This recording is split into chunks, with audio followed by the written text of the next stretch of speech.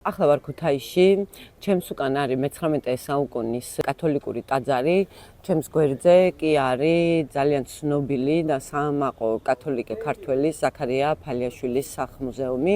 ზაქარია ფალიაშვილი რომ ცოცხალი ყოფილიყო, კათოლიკურ ტაძარში ლოცვას კათოლიკურად ვერ აღავლენდა, იმიტომ რომ ამ ტაძარს ასეთი ისტორია აქვს. მე-19 საუკუნეში აშენდა, როგორც უკვე გითხარით, მაგრამ 1939 წელს ბოლშევიკებმა კომუნისტებმა წაართვეს ქართველ კათოლიკეებს, ზუსტად ისე როგორც ქართველ მართლმადიდებლებს თავიანთი ტაძრები და აუკრძალეს რწმენა.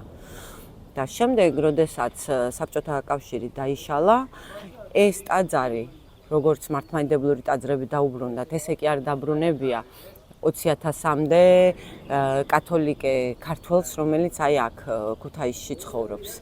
არამედ დაიბრუნა, უბრალოდ მიიტაცა მართლმადიდებელმა ეკლესიამ და ჩემი აზრით საზოგადოების ღირსების საკითხია, რომ ამ ქვეყანაში მცხოვრებ ყველა მოქალაქეს, ჩვენი საზოგადოების ყველა წევრს ჰქონდეს აღმსარებლობის თავისუფლება, რწმენის თავისუფლება, ლოცვის უფლება და ამას გარდა ახორციელებდეს საკუთრების უფლებას იმაზე, რაც მისია და ჩემი აზრით ღირსეული სახელმწიფოს ღირსების საკითხია, რომ ეს უსამართლობა გამოასწოროს მართლმადიდებელ ეკლესიასთან კონსულტაციით იქნება ეს თუ იმ ზომების მიღებით, რაც საჭიროა, რომ აქ მცხოვრებმა კათოლიკეებმა დაიბრუნონ აღმსარებლობის თავისუფლება და თავიანთი ქონება.